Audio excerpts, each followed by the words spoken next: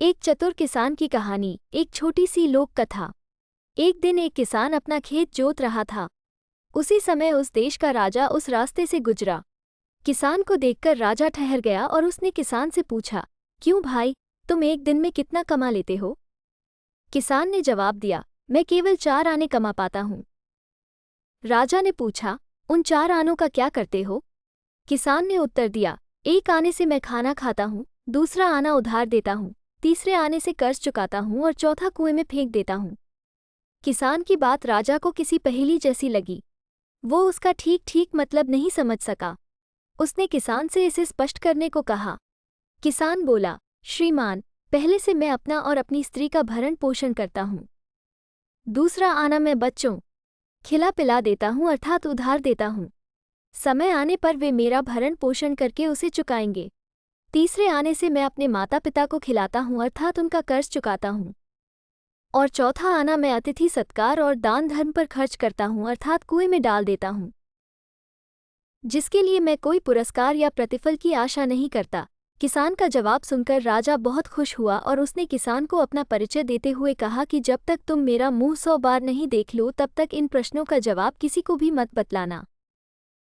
राजा की बात को किसान कैसे इनकार कर सकता था, इसलिए उसने किसी को भी उत्तर नहीं बताने की प्रतिज्ञा की और अपने काम में लग गया।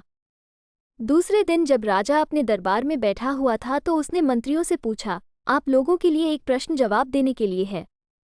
इस देश में एक किसान है जो 4 आने रोज कमाता है। पहला वो खाता है, दूसरा उधार देता है, तीसरा चुकाता है और चौथा कुएं में डाल देता है। इसका मतलब क्या है? बेचारे मंत्रियों ने बहुत माथा लगाया किंतु कोई संतोषजनक उत्तर नहीं पा सके। फिर मंत्रियों में से एक ने पता लगाया कि कल राजा किसी किसान से मिला था।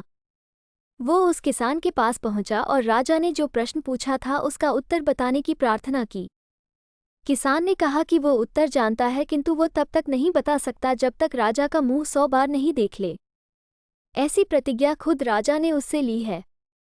मंत्री बहुत तेज बुद्धि का था।